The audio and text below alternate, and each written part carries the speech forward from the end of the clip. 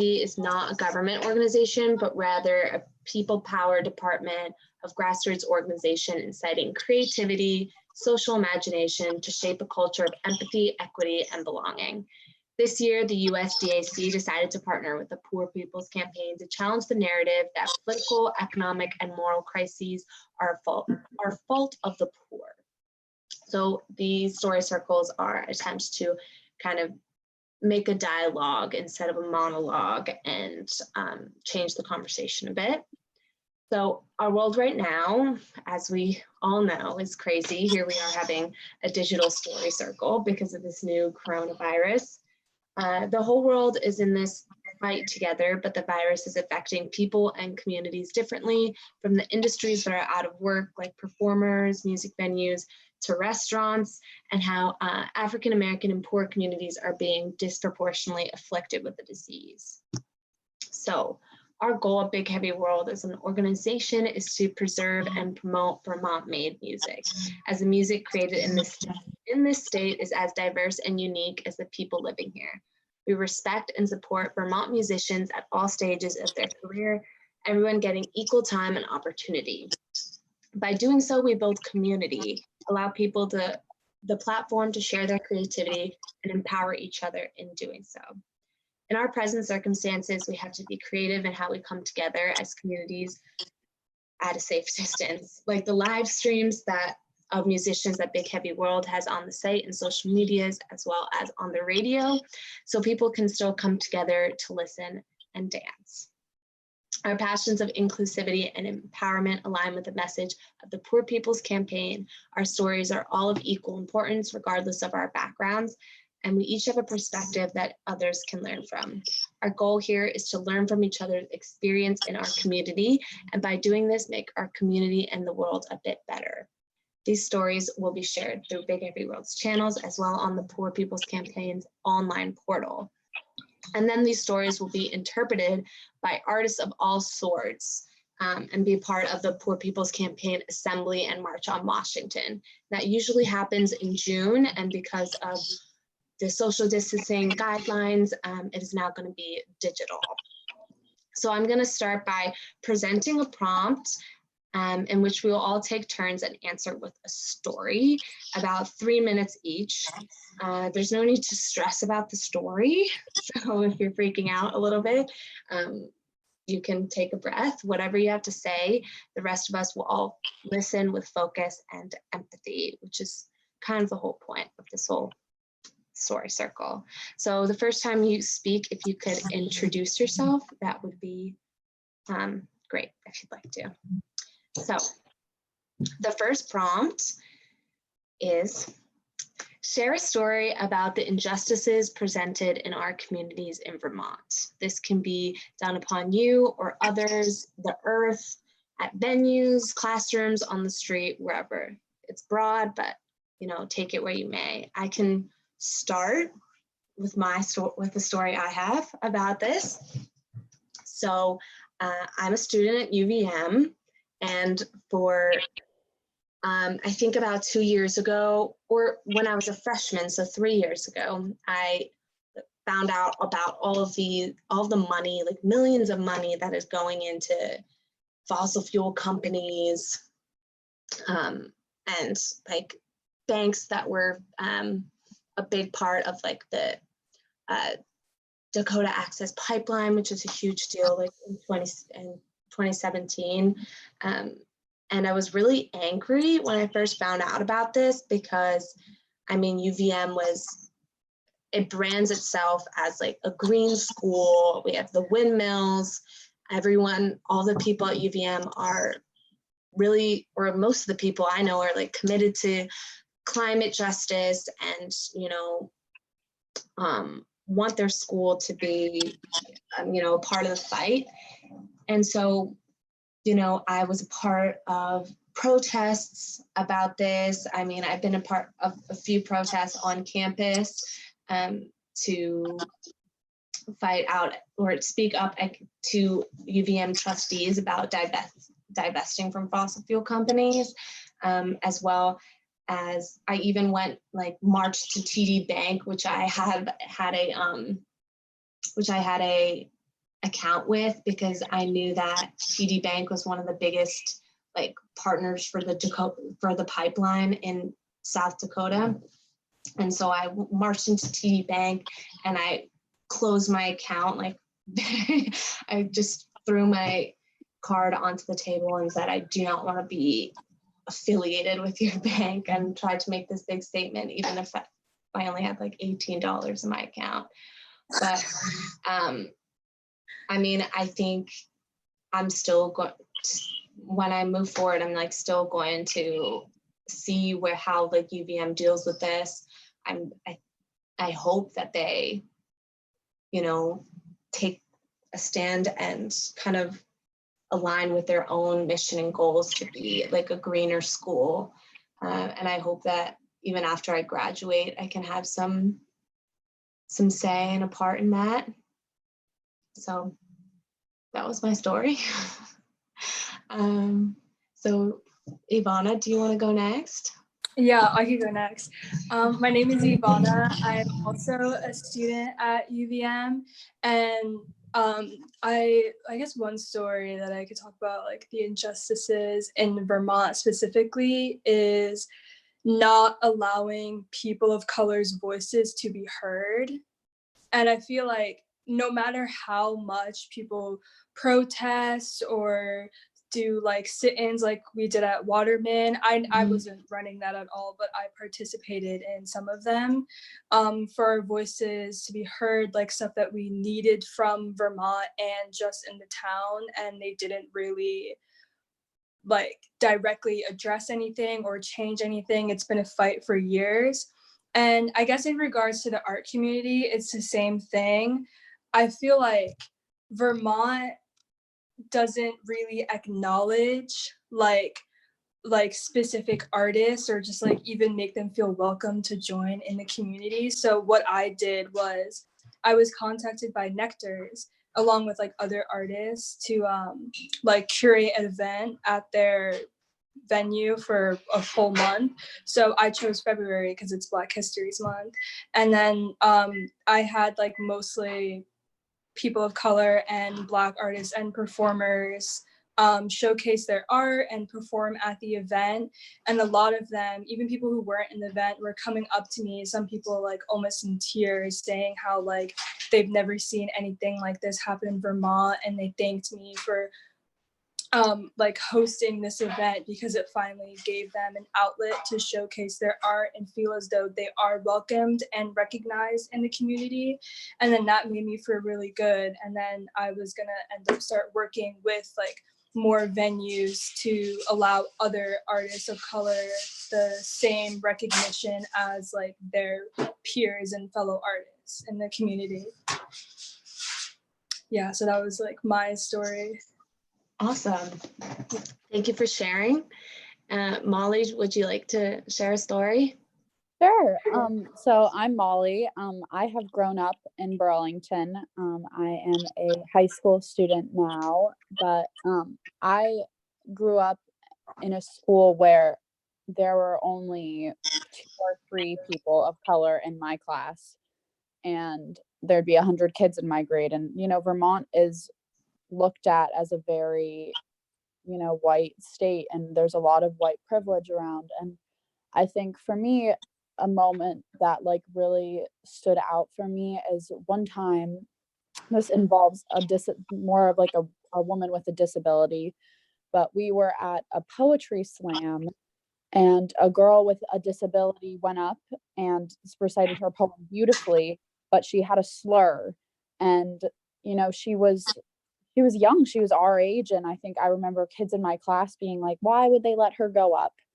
And I think I have seen these kids grow and become so much stronger people and understand what was wrong about that. But I think like one thing I really enjoy about Vermont is how understanding people are. And like there is a big stigma about the East Coast that people are really uptight. But I think that there definitely is some, like, sure, there's a lot of prejudice in our community, but people are really open to trying to fix it and work together. And that is one thing that I love about Vermont. Awesome. Thank you for sharing. So now I'll go on to another prompt. Here we go. So share a story about a time in this pandemic where you have seen people helping one another, people, communities coming together to share each other's art, or just uplift one another. It doesn't have to specifically be for art, but do you want to start, Ivana? Because I had to go. I've been seeing a lot, actually. I feel like this pandemic has brought people closer together, in regards to, like, I guess, people who don't really have access to supply or food. I've been seeing people donating some of their own stuff, or even like purchasing stuff for other people. On Instagram, I saw this like artist. She's pregnant and single and living in her apartment alone, and she is like at risk for catching the virus, because like I guess she's like I don't remember the word, but you know what I mean. And she posted an Amazon like wish list in her bio. So then like a lot of people have been reaching out to her and helping her out with like buying baby products and like food and everything. And then I've also been seeing people setting up tents and handing out food to homeless people and people who can't afford food during these times, which is really nice. And even artists too, just like having like free live stream concerts, so then their fans can feel at peace, somewhat at peace during this time, so they're not going crazy and can see their favorite artist perform live. So it's just like really nice seeing that, because everyone's going through the same thing right now, and it is a crazy time. So that just kind of brings peace and makes everyone feel as though they're somewhat sane. Yeah, definitely. Molly, do you want to go next? Sure. So like I said before, I'm a high school student, and I have friends in the senior class right now who are going through a really hard time where, this was their year where they were going to go to prom and they were going to graduate, and all of that has kind of been,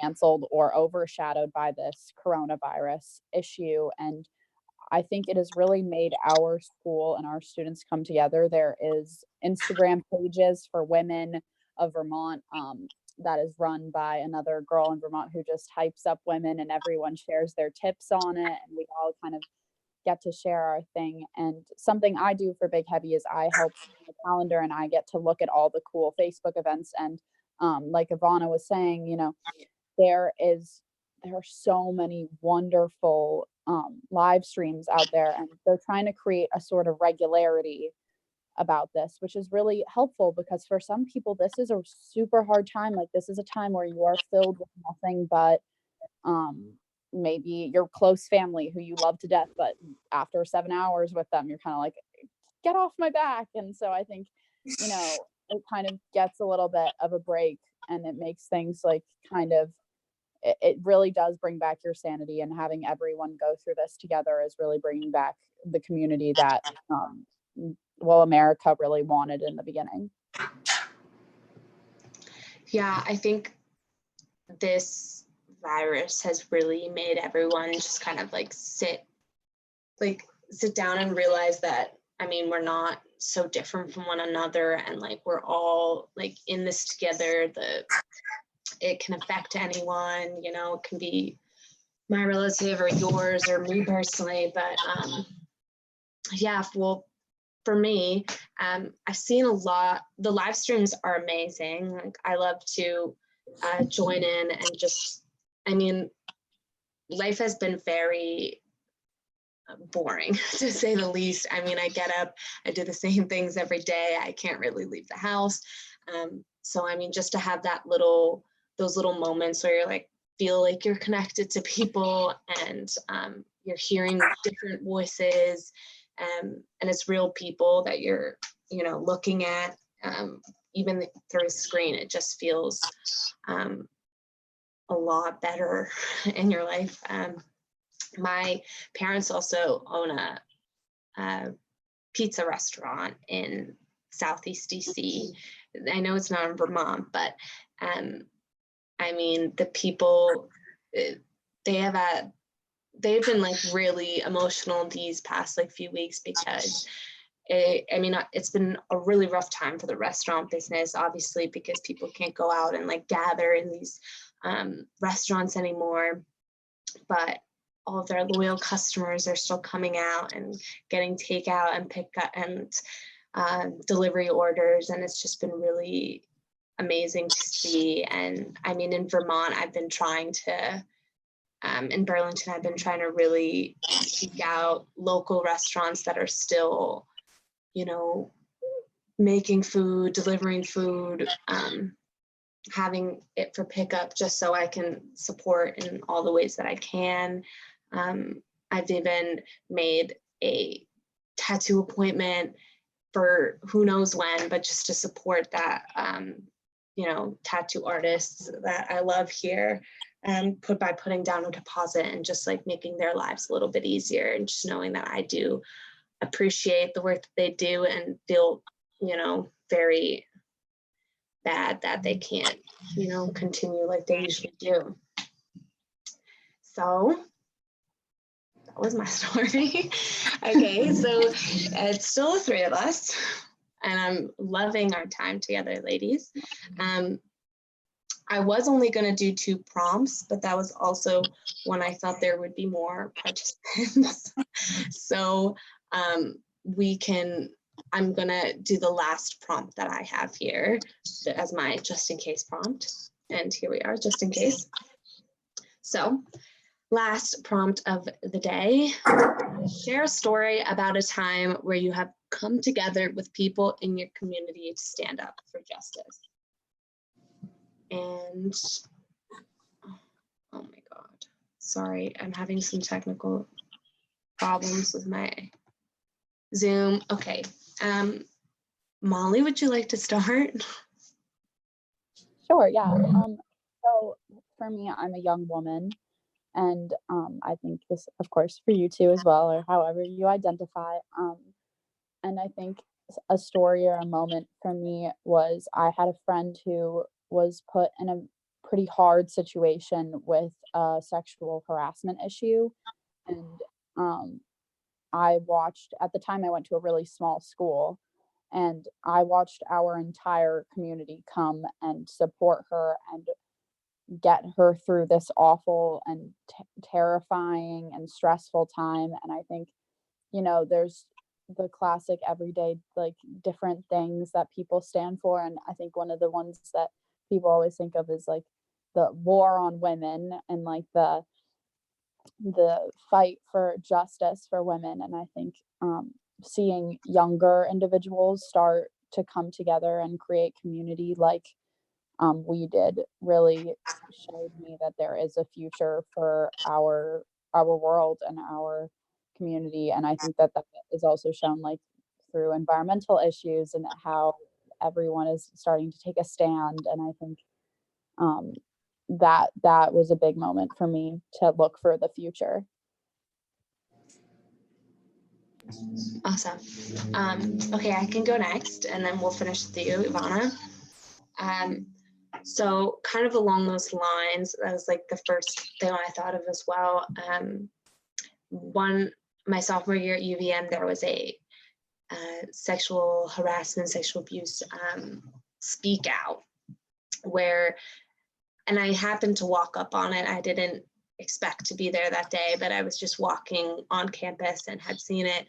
And there were these, you know, a microphone and a little stage, and these girls or boys and anyone, but it was a girl up there when I came past it, and she was talking about, you know, her experience with sexual assault. And I thought it was so brave that she was standing there in the middle of campus with a microphone talking about like probably one of the hardest moments of her life. And it was really inspiring to me. And I sat there and I watched a few more people go up and, you know, talk about their experiences. And I mean, it made me brave enough to walk up there and talk about my own as well. And it was really hard to say, but I mean, looked in the crowd and I saw people like there and listening to me and, you know, nodding and giving me like some fist pumps, like encouraging me.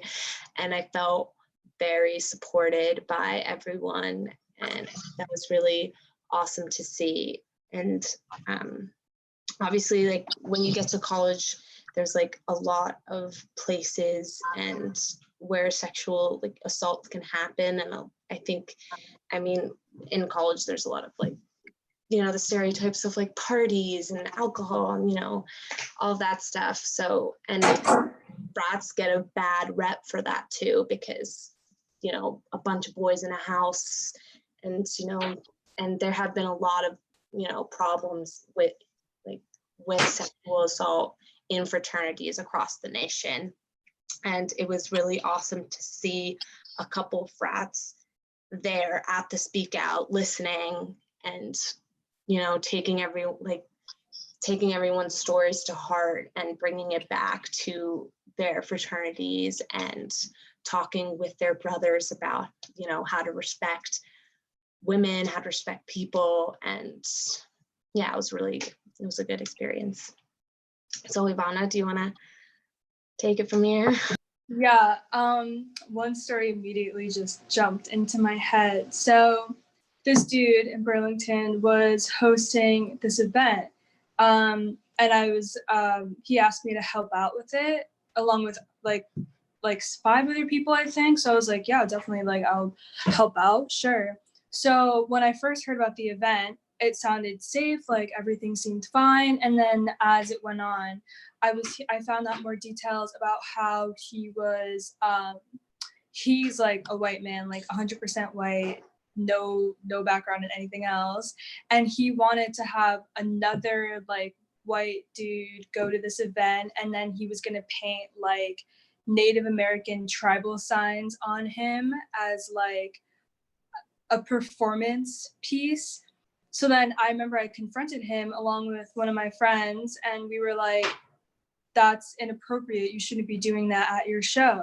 And then he just kind of like waved us off and was like, I don't care, I'm still gonna do it. So I kept reaching out to him. I was like, I'm not gonna be part of the show if you're gonna do something that inappropriate, because like you don't identify as that and you are not from that. And he was claiming that he was like, oh, I'm 5% Native American. And I was just like, no, like you're not the oppressed.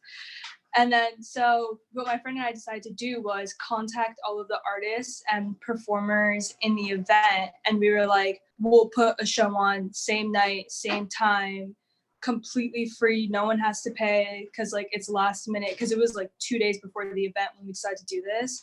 And then we flipped my entire apartment, like 2-bedroom apartment in Burlington. We flipped the entire apartment and turned it into an art venue. And then like all the artists and performers were on board. We had them play. We had the bands play in my bedroom and just like showcase art around my entire apartment. And it was just really nice because like everyone came together and realized that this dude shouldn't be supported at all because he's super ignorant and like racist beyond just that specific art show. I guess he's done other things, but it doesn't matter. Like for this specific event, it just felt really good to be able to do that, because like we should not be supporting people who are like that in any way. That's awesome. I think I remember that event. I mean, I wasn't in Burlington when it happened, but I remember that event going on. Yeah, that's awesome. Thank you guys for being here. I hope you guys enjoyed sharing stories and hearing each other's stories. I unfortunately, I mean, there wasn't as many people as hoped, but that's okay. The point is we started the conversation, and hopefully people listening to us now broadcast, like as we're being broadcasted, you know, have conversations of their own with people, their loved ones, people surrounding them. I mean, this is all about promoting culture of empathy, where we listen to each other, no judgments, take it all in. And then hopefully we come out of this a little bit better and we have a better collective perspective. So this has been really cool. Thank you guys for being here. On behalf of Big Heavy World, thank you. I guess this is the end. Thank you. Yeah, thank you, Selby. Stay safe, everyone, and You too. yeah, stay sane too. Bye-bye.